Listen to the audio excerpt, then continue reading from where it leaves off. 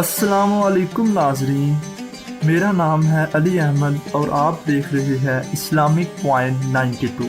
ناظرین، سیر کرنا ہر کسی کو پسند ہوتا ہے اور وہ چاہتا ہے کہ وہ دنیا کے ہر خوبصورت ملک کی سیر کر سکے، لیکن یہ ایک قدرے مہنگا شوق ہے جسے پورا کرنا ہر کسی کے بس کی بات نہیں ہے۔ لیکن اب ہم آپ کی اس مشکل کا حل لے کر آئے ہیں۔ ناظرین، آج ہم ایک ایسی سیریز کا آغاز کرنے جا رہے ہیں جس میں ہم آپ کو دنیا کے تمام ملکوں کی نہ صرف سیر کروائیں گے بلکہ گھر بیٹھے ان کی مکمل معلومات بھی مہیا کریں گے۔ ناظرین، اس سیریز کا آغاز ہم نے دنیا کے خوبصورت ترین ملک کہلائے جانے والے سوئٹزرلینڈ سے کیا ہے۔ سوئٹزرلینڈ یورپی یونین کا ایک باقاعدہ رکن تو نہیں، لیکن یہ ایک یورپی ملک اور ایک آزاد کنٹری تصور کیا جاتا ہے۔ یورپی دنیا میں سب سے زیادہ سیاح اس ملک کو دیکھنے کے لیے دور دور سے آتے ہیں اور یہ رقبے کے لحاظ سے دنیا میں 134ویں نمبر پر موجود ہے۔ اس کی ٹوٹل آبادی 85 لاکھ ہے اور یہ آبادی کے لحاظ سے پوری دنیا میں 99ویں نمبر پر آتا ہے۔ اگر بات کی جائے اس ملک کے محل وقوع کی تو اس کے ساؤتھ میں اٹلی، ویسٹ میں فرانس، نارتھ میں جرمنی اور ایسٹ میں آسٹریا اور لیکٹینسٹائن آتا ہے۔ ناظرین، سوئٹزرلینڈ میں تقریباً 65% آبادی عیسائی مذہب سے تعلق رکھتی ہے، جن میں تقریباً 35% رومن کیتھولک جبکہ 23% دوسرے عیسائی عقیدوں کو ماننے والے ہیں۔ یہاں پر 26% لوگ ایسے رہتے ہیں جو کسی بھی مذہب کو نہیں مانتے، جبکہ 5% سے زیادہ مسلمان یہاں پر رہتے ہیں۔ اس کا 60% حصہ خوبصورت پہاڑوں اور وادیوں پر مشتمل ہے۔ 1648 میں کئی یورپی ممالک نے اسے تحریری طور پر ملک مان لیا تھا۔ 1848 میں باقاعدہ طور پر سوئٹزرلینڈ کا آئین تشکیل دے دیا گیا۔ ورلڈ وار 1 اور ورلڈ وار 2 کے دوران بھی اس نے دنیا کے کسی بھی ملک کا ساتھ نہیں دیا۔ یہ ملک اپنے آپ کو دنیا کا امن پسند ملک کہتا ہے کہ اقوام متحدہ میں تقریباً 57 سال بعد اس نے رکن کے طور پر اقوام متحدہ کی رکنیت حاصل کی۔ ناظرین، یہ ملک اپنے آپ کو ایک سیکولر ملک تو کہتا ہے، لیکن مذہبی تنظیموں کی طرف سے یہاں پر مساجد بنانے پر پابندی ہے۔ یہاں پر مساجد کی آزادی تو ہے، لیکن وہاں پر ان مذہبی تنظیموں کے مطابق کوئی بھی شخص مساجد کے اوپر مینار تعمیر نہیں کرے گا، کیونکہ ان کے بقول یہ مذہب کی عکاسی کرتا ہے۔ سوئٹزرلینڈ میں 3 لاکھ سے زیادہ مسلمان رہتے ہیں اور یہاں پر 160 کے قریب مساجد سینٹر ہے، لیکن باقاعدہ طور پر یہاں پر صرف 3 ہی مساجد قائم ہے۔ 2009 میں ایک ریفرینڈم کے مطابق منار کے قانون میں ترمیم بھی لائی گئی، جس کا مقدمہ ابھی بھی سوئٹزرلینڈ کی عدالت میں چل رہا ہے۔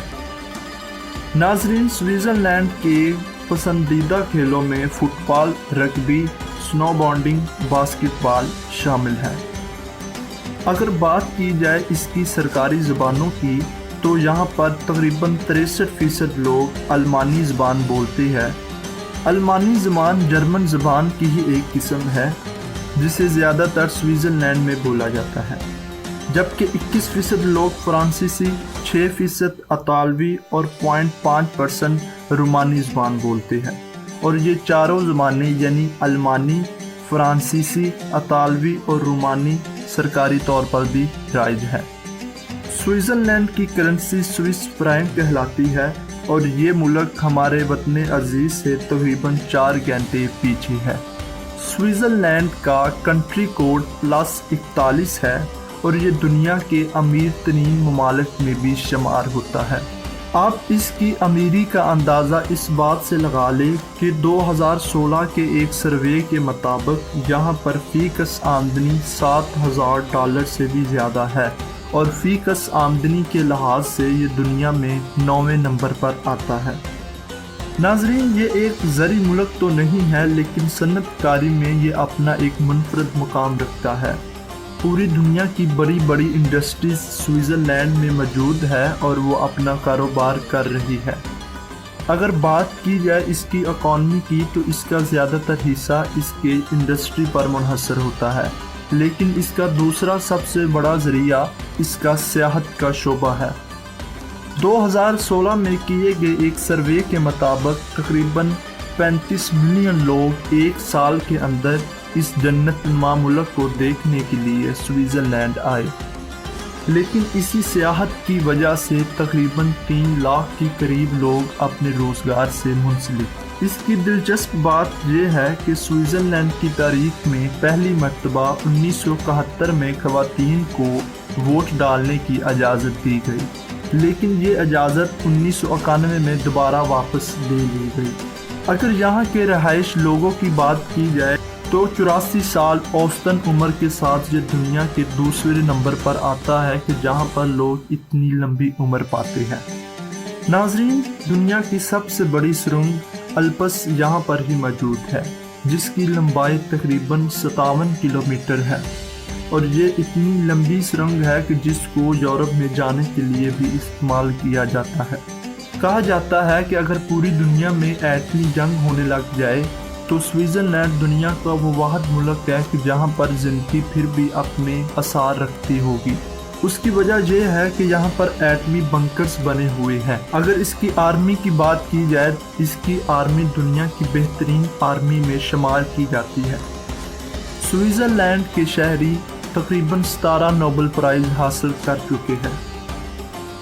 یہ اس قدر جدید ملک ہے کہ پورے سوئٹزرلینڈ میں 300 سے زیادہ ایسے اسٹیشن ہیں کہ جہاں پر ایک سیکنڈ کے اندر یہ اپنے ملک کے پل، ریلوے اور سڑکوں کو تباہ کر کے تمام داخلی راستے تباہ کر سکتے ہیں۔ دنیا کی سب سے پہلی واٹر پروف گھڑی 1927 میں سوئٹزرلینڈ میں ہی بنائی گئی۔ رولیکس سوئٹزرلینڈ کی ایک کمپنی ہے جو کہ پوری دنیا میں گھڑیاں بنانے کی وجہ سے مشہور ہے۔ تو ناظرین، یہ تھی ہماری آج کی ویڈیو جس میں ہم نے آپ کو دنیا کے خوبصورت ترین ملک کی سیر کروائی۔ آپ کو اس ملک کی سیر کیسی لگی ہمیں اپنی رائے سے ضرور آگاہ کیجیے گا، اور اگلی ویڈیو تک مجھے اجازت دے۔ اللہ حافظ۔